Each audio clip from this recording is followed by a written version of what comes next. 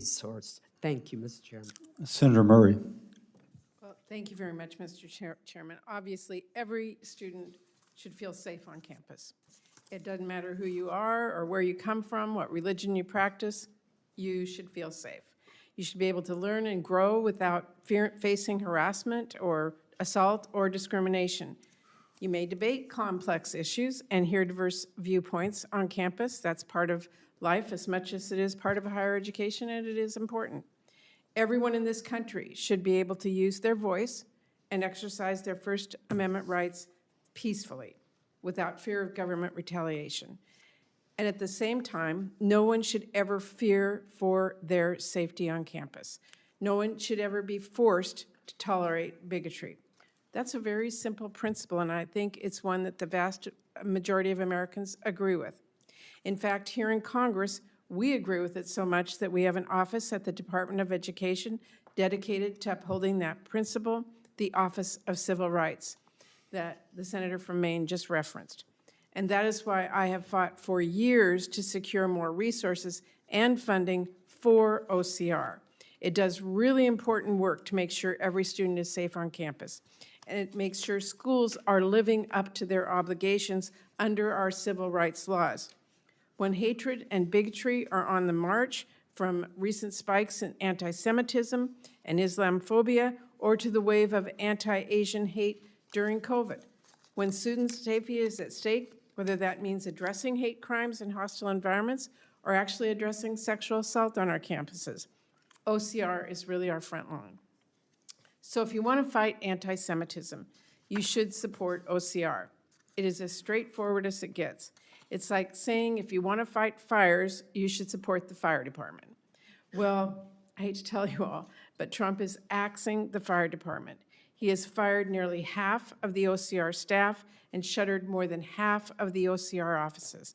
So I don't know how anyone can actually say they're serious about stopping anti-Semitism on campus without also saying that they are concerned by this movement to gut that agency on the front line of stopping anti-Semitism.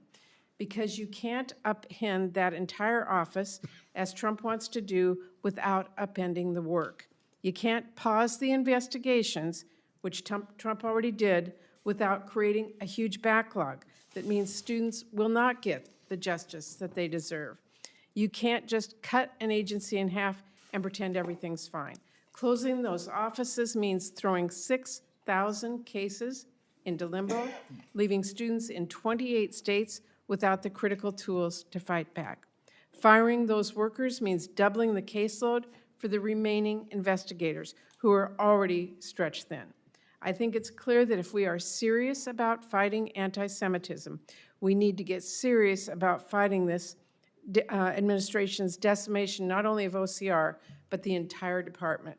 So I want to ask our witnesses what those cuts mean to students. And Rabbi Saberstein, let me start with you. Does drastically eliminating OCR's capacity help protect students, including Jewish students? It harms it in so many ways, Senator. You already talked about how overloaded they were before any of these cuts.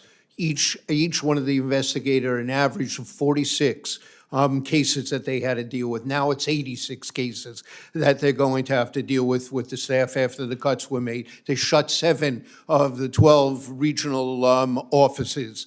They're talking about moving it to the this kind of work, integrating it into the Justice Department. The Justice Department, not an administrative enforcement agency. It doesn't look at it in a holistic kind of manner here. This was really something extraordinary. And who is better? ProPublica did a deep dive before the cuts happened in the first few weeks. 20 new cases were open in the beginning of this administration. In the beginning of the Biden administration, the same period of time, 110 cases. In the last year of the Biden administration, 240 cases. Now it was down to 20. They're grinding it to a halt. And it is the students of America of all kinds who are facing discriminations that are going to suffer. Thank you. I only have 20 seconds left. Mr. Stern, you want to comment? Yes, thank you. I had the experience of working with OCR. There were Jewish students outside of Binghamton, New York. There was a Kick a Jew Day.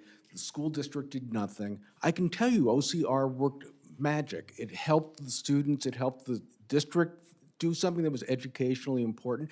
Also, there were other students that didn't want to be part of the complaint because they were worried about the retribution to them.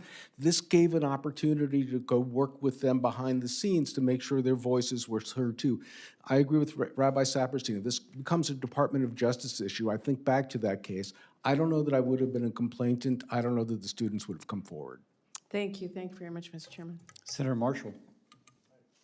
Thank you, Mr. Chairman, and welcome everybody as well. Certainly, there's no doubt that 70% of Jewish students